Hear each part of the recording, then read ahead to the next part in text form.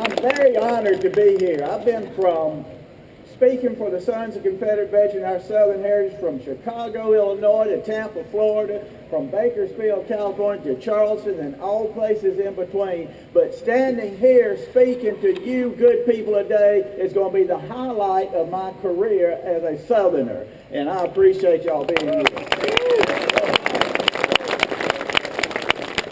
Coming here, I had to make reservations at the hotel, so I called the reservation number. Now, you know, like I do, when you call one of these numbers, you know you're going to get somebody in Delhi, India or something. It don't mean the skin of the Delhi, E-O-U-R, but fortunately, I got a very young lady, nice young lady from Cincinnati, Ohio. So I told her where I was going, Stone Mountain, Georgia, and what I was going to be doing. I was going to be there for a memorial service. Didn't say anything. Then I told her, I need the address. Do you have the address? And she started looking. She said, well, it looks like it's on a Robert Lee, and that's with 2 E's.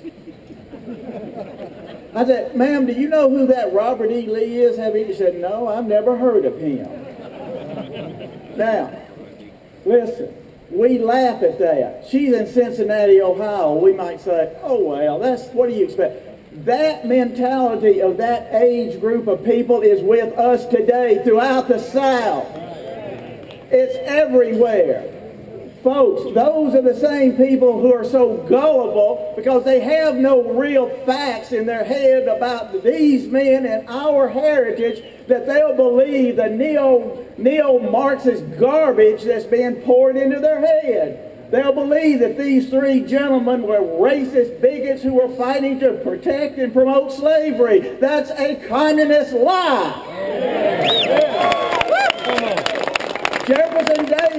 Jefferson Davis, when he was still in Congress, offered America what he called the high road to emancipation. The high road, which would entail educating the slaves, giving them property in American territory in the West so they would become freeholders, landholders, and become prosperous citizens. But guess what happened? Those marvelous, loving, pure Yankees turned them down because they didn't want black folk in their country out west. But yet we are the racists. No, they are the racists. These gentlemen, Robert E. Lee, Jefferson Davis, Stonewall Jackson, they were good Christian gentlemen. If we don't do something to educate our children and our grandchildren, they all are going to respond to somebody one day by saying, who is that Robert E. Lee? That's with 2 E's, Lee. It is our job, and that's why the Sons of Confederate Veterans has started in this issue, this term of Paul Gramlin's command, the Southern Victory Campaign. Now listen, folks. We've got to do a better job. It's not that little girl's fault that she don't know who Robert E. Lee is. It's not the fault of those people who think these men are racist, bigots, and traitors to our country, that they believe that communist garbage. It's our fault. We have not done a good enough job of giving the truth to these people. We have spent too much time talking to each other. We got to educate John Q. Public. We got to tell Billy Bible and Joe Sixpack the truth about these men and our heritage, or else it will all be lost. All the values, the traditional American values, are under attack. These men are just the low-hanging fruit for the neo-Marxists. When they can get rid of these people, just think, the Christian cross is just as offensive as a Confederate flag. The 10 Commandment monument will come down just like they want this monument to come down. All the good traditional values of America is under attack. And if you and I do not get busy and do a good job of turning this around, all will be lost. Now, Commander Gramlin has started this Southern Victory Campaign, which we have right now going on this month, Confederate Heritage Month. Over $5,000 being spent on radio ads in key areas, $2,000 in internet ads, pointing people to Make Dixie Great Again website where they can see videos and read articles pro-South positive information about the South. That's a little information there. If every camp, we have 800 camps, if every camp would download our radio ads and go to your radio stations and play these ads on your radio station, we can educate our people. We must change the narrative. We must give our people reasons to be proud of who they are. Right now, in America, the latest poll in America shows that 55% of Americans, not Southerners, but Americans say, leave our monuments alone. Well, that's good. In the South, it's 65%. Unfortunately, 20 years ago, it was 90 to 95%. We are losing a little bit at a time. If we don't go on the offensive and take back the narrative, give our information to our people, in another 20 years, there will be no more Southern history. It is our job. Ron and I, when we wrote The South Was Right, one of the things we always love to tell people, yes, the South was right. But the South was right in 1861 because America was right in 1776. These men were the defenders of the real America. Your Confederate forefathers were the defenders of the real America. Are you going to let the neo-Marxists take that real America and trash it forever? No! Then get busy. Join the Confederate Legion. Give us some money that we can put these ads on every radio station across the South. Stimulate people, to educate them, to motivate them, and to activate them to defend the noble heritage of our country and the South. Until then, join with me. Everywhere I go, I pray this prayer. The South, the grand, the glorious, the everlasting South. God save the South!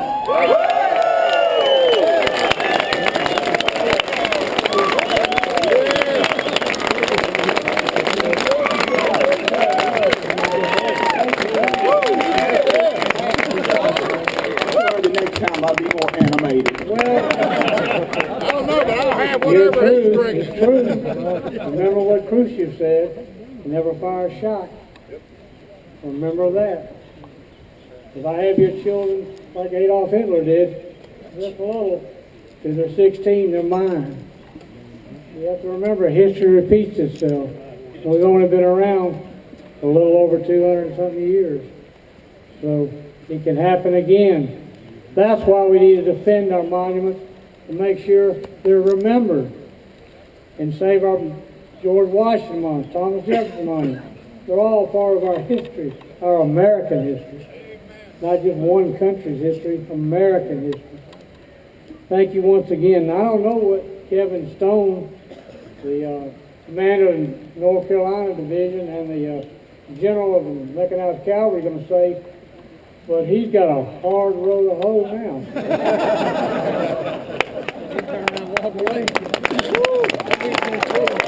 Yeah, they put it on me, boys. They put it on me. I got Herman White up here preaching, and then I got another preacher. You don't know he's a preacher yet, but we had some excellent speakers. I wanted to tie my stuff a little bit in with, and I must disagree with you, sir.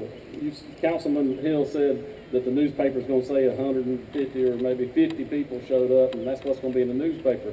After what I've heard here in the last minute or two, I guarantee you, which I was going to say before, that looking around here, plus after tonight and the way it was going on last night, the newspaper's going to say that the Confederates took Stone Mountain back this weekend. I am honored and proud to be here and bring you greetings. Now, I also want to segue. Y'all saw that train come through a minute ago, right? That train was bringing Jake Sullivan. Jake had sent my stuff. We've been going back and forth. He polishes up these fancy words, I say. And so I had it on my phone. I wasn't being rude earlier when I was looking at my phone, if y'all thought that's what it was. I was reading because I was panicking because he had printed the stuff, and I was like, where's Jake? Where's Jake? Thought I was going to have to read this stuff to you off my phone, but I got a little paper. So that train brought Jake in because he was late, just like usually I am. So thank you, Jake, for making it. I can read it off paper. I'm honored and proud to be here and bring you greetings. as commander of the Old North State, North Carolina Division, Sons of Confederate Veterans, and general of the Sons of Confederate Veterans Mechanized Cavalry.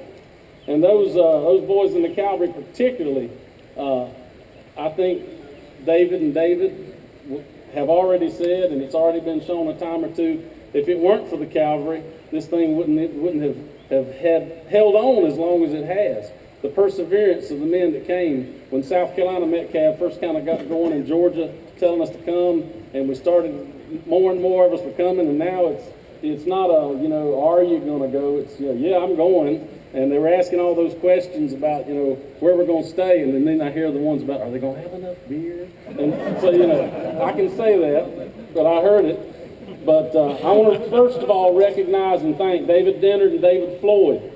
Without their dedication and perseverance, this wouldn't happen. You don't know how much trouble this is. It's easy for us to ride in, do our thing, and ride out. These boys are the ones that have to put up with the negative aspects of everything and the logistics. Then we want to add in Commander Tim Pilgrim, whose first year under fire. Where you at, Commander? He's under fire. Y'all don't know and I'm not going to say, but if they'd have had their way, we wouldn't be in front of this monument. We'd have been on the other side. You wouldn't be able to hear me talking or any of them except for maybe him. And we wouldn't have had cannons. Wouldn't have had men over here honoring ancestors with rifles and muskets. We probably wouldn't have had any flags. If it had been, it'd have been tiny. So Tim Pilgrim is owed a great debt of gratitude. They have been instrumental in the execution and continued existence of this observance, which is very important to the memory of our ancestors as the National Confederate Memorial Day service. It's the largest Confederate memorial in the world, and it is the largest bas-relief monument in the world as well. So it's Guinness Book of World Records kind of stuff here. In North Carolina, we always hold one of our memorial services in Raleigh at Oakwood Cemetery. There are many brave Confederates buried there, and it's a beautiful resting place. I want to talk about one particular grave set aside from the others. Lays a Texas boy, one of General Joe Wheeler's men, Lieutenant Robert Walsh of the 11th Texas Cavalry. Now, Lieutenant Walsh should have been, and if he was here now, he would have been a Metcalf trooper. You'll understand in a minute. He was the only casualty of the so-called Battle of Raleigh in April of 1865. I want to talk about him with you today in this place, not only because his bravery deserves wider recognition, but like us, he was a ragtag cavalryman that laughed in the face of his enemies. On April 13, 1865, as federal forces under General Kilpatrick rode into downtown Raleigh, 2 Confederate cavalrymen appeared at the head of Fayetteville Street. A citizen happened by at that moment and seeing one of the cavalrymen, Lieutenant Walsh, pull a pistol out and level it at the Federals, he cried out, "For God's sake, don't shoot! The city surrendered." His cry was too late, for Walsh had already snapped the fire. One shot at the Federals. The other cavalry fled down Hillsborough Street, leaving Walsh all alone. Kilpatrick's men recovered from being shot at and began a dash up Fayetteville Street towards the state capitol, the same state capitol where our memorials are now. The window sash of a nearby house flew open, and the occupant yelled to Walsh, "The town is surrendered. Don't fire. You're jeopardizing us all." Here's where I tell you he would have been Metcalf. He cursed the Yankees, saying, "I'll take one last crack at them." Emptied 5 more shots in the direction of the Federals. That scattered them good. But a group of them spurred their mounts on and gave chase to the lone Confederate. He lost precious seconds when he ran down the wrong street to leave Raleigh. He had to retrace his path, and that allowed him to catch up. His horse went down. He was at the mercy of the angry Federal soldiers. They gathered him up, took him to the end of Fayetteville Street, where old Kilpatrick was standing in front of the old Capitol. Kilpatrick asked the man whose command he belonged to. He said, "I belong to Wheeler's Cavalry, and I am from Texas. My name is Walsh." According to a witness, when further asked by Kilpatrick why he opened fire, he laughed and said, "I hate you Yankees and would like to see you all dead in a pile." Where's his application, boys? Kilpatrick ended the brief exchange by ordering Walsh's immediate execution. Take that man out where no ladies can see him and hang him. He was hauled over to a nearby grove where the old governor's mansion used to stand. And according to the same witness, he died brave, laughing at them until his neck broke. I think we can all take a lesson from Lieutenant Walsh's bravery and his attitude in the face of his enemies. He was unrepentant, as we now say, unreconstructed. And when all was lost, he still emptied his pistol at the men chasing him. Though we hope it is not the case, it seems we all are running out of time, just like Lieutenant Walsh. Let us resolve to understand, just like he did, that the duty is ours, but the consequences are God's. The great General Patrick Claiborne predicted before he was killed. It ties into what Donnie said. And y'all know these words, but I'm going to read them for the ones of you that don't, because our purpose is what? To educate, motivate, and activate. Surrender means that the history of this heroic struggle will be written by the enemy, that our youth will be trained by the Northern school teachers. We'll learn from Northern school books, their version of lies. I put that in there. Of the war. We'll be impressed by all the influences of history and education to regard our gallant dead as traitors and our maimed veterans as fit subjects for derision. It is because his prophecy has become true that our duty to our ancestors described in our charge with the Sons of Confederate Veterans must be carried out with more than just words. Our forefathers fought and died here in central Georgia, not far from this spot. They died in the trenches of Virginia and around Vicksburg. Many died in Pennsylvania and Maryland and in Yankee prisons.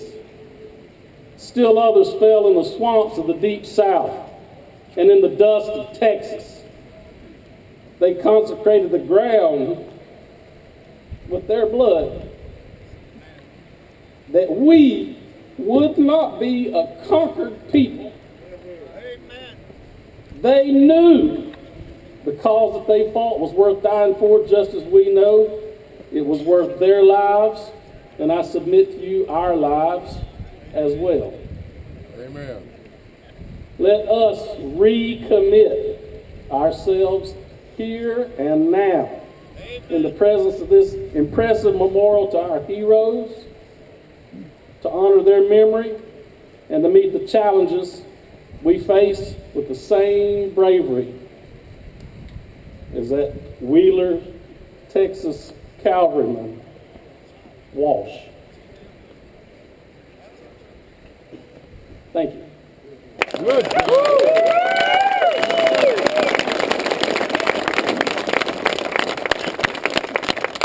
Thank you, Commander Stone. For this. Do what? At this time, I'd like to introduce our guest speaker, Mr. Paul Grambling Jr. He lives in Freeport, Louisiana. Graduated as valedictorian from the Oak Park Christian School. I won't tell you what year it is, you'll know how old he is. I'm not ashamed of it. You're not. 1492.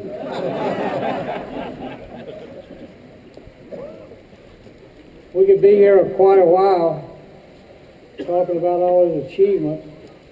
He's currently married to Linda Gramling, have one son, Landon, and a stepson, Marcus. His stepping stones through the career of the Sons of Confederate Veterans. He was a camp commander, division commander of Louisiana, Army of Trans-Mississippi commander, and currently the 7th, 5th commander, commander-in-chief of the Sons of Confederate Veterans. Will we give Mr. Gramling a warm Southern welcome?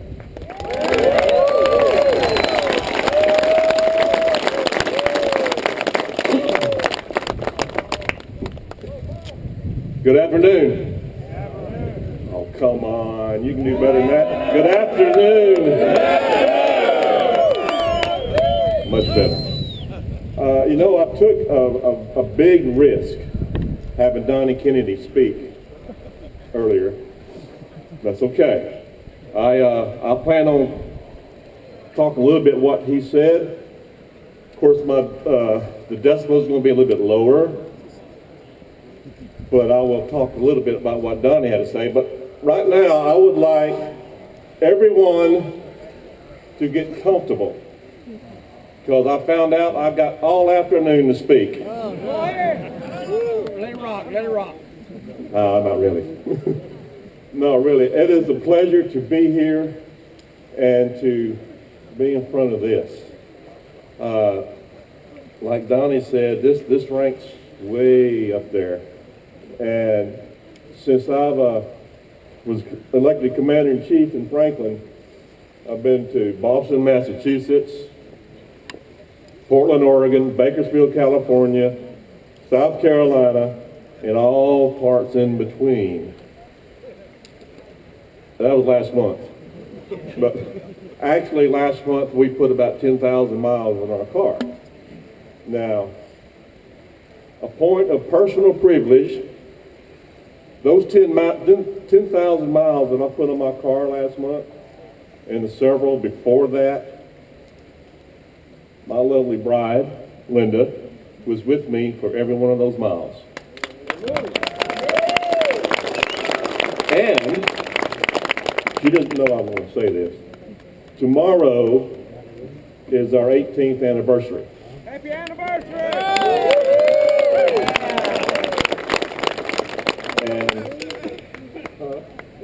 Condolences, I understand. My point being, we in the Sons of Confederate Veterans, we have a job to do. Whether it's on the camp level, the brigade, division, national, we've got a job to do. But I'm telling you right now, it makes that job a whole lot easier if you got someone with you. A companion that will go with you. I can't even imagine doing everything I've done in the Sons of Confederate Veterans without Linda being with me. So, thank you.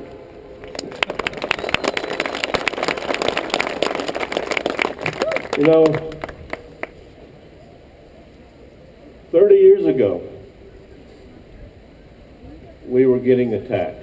Now, granted, we've been attacked since 1861, but they have really come after us in the past 30 years. When our enemies, our detractors, you call them whatever you want, came after us in a resolution to eradicate everything Confederate. I don't care what it is.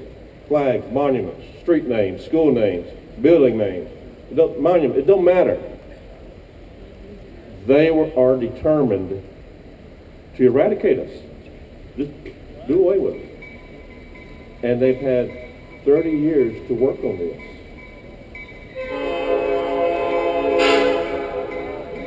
Intermission time.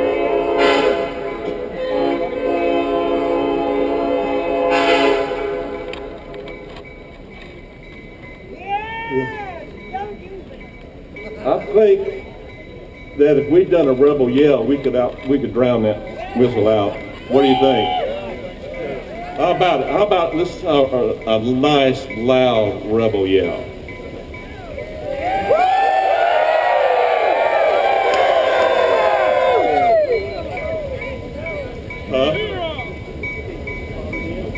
We're going to do that again so the passengers can hear this. 1, 2, 3.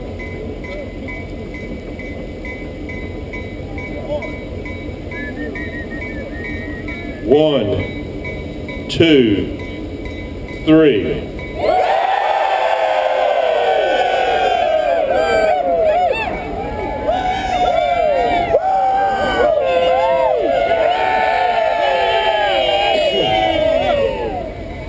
Okay, back to what we were doing. 30 years they've been coming after us. Unfortunately, like Donnie said, we've allowed them to an extent to get as far and make as much ground as they've covered. I mean, how many here honestly can say that 30 years ago that you would have ever thought that we were in jeopardy of losing not only our flags, but our monuments? I'll tell you, I'm one of them. I'd have never thought that we'd be in litigation throughout the South to keep our monuments. But here we are. And we can fix that. You look around right now, you can tell we can fix that. Now, true, I would love to have had 5,000 people here. If anybody that follows me on Facebook, you've been reading what I've had to say. And then again, I'm not above shaming some people for not being here. I'm not above that. But I want to thank all of you for being here and taking a stand, because we've got to show our detractors that we care about this. And we care about that. Now, when I talked to Tim Pilgrim, Commander Pilgrim last year, I said, I want to make this as an example. True, we're protecting this monument here, but this is to show everyone everywhere that we have had enough of people trying to take all the other monuments away as well. Yeah. And this is where we make our stand. Now, there's different ways we can work on this. And one of that we've already been doing in the Sons of Confederate Veterans, and that is through litigation. We've got a half a dozen court battles going on right now. A lot of you may not know about, but about a half a dozen court battles going on right now. We have got to keep doing that. We cannot let them have their way without a fight. Granted, the courts are against us. The media is against us. The politicians are against us. And even though it doesn't make a difference to them, the truth is on our side. We've always got to remember that. And we've got to keep fighting.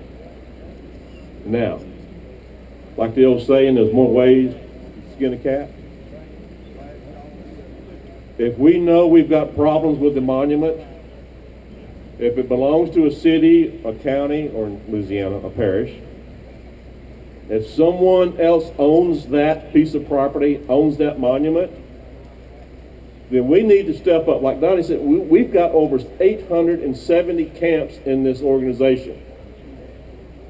That's 870 towns and cities. If we band together and buy a piece of property in our local area, so when that day comes, and it will come, when politicians who want to make a name for themselves want to move that monument or destroy it, and we lose in a court battle, we've got a place to put it. A piece of property that is privately owned, that we can put these monuments in the same location. Put the monuments there, put up a flag, do a park. But it's something we will own, and we will never have to worry about anybody coming and trying to take it away from us. Because, and I appreciate what the Georgia Division is doing in this state when it comes to the laws that's been passed. I wish we had them in every state in this country. But unfortunately, like states like North Carolina and Tennessee, the laws mean nothing to these people. We've seen what happens when they take the law in their own hands and they're not dealt with, especially like what we've seen in Memphis. But there's always a plan B. We've got to be able to put those monuments and those statues on some of our own property and say, you cannot have this. This is ours, and it's going to stay right here. Yeah. But we've got to step up and do that. You know, you talk about politicians, and there's a big difference between a politician and a statesman. Last week, I was in a little town in Mississippi. I think Rienzi is the name of it. Some of you were there. There was a black gentleman there who was mayor of that small town. And he was there to mark a dedication that we were doing. And he said, whatever y'all need to do, however I can help you, you let me know.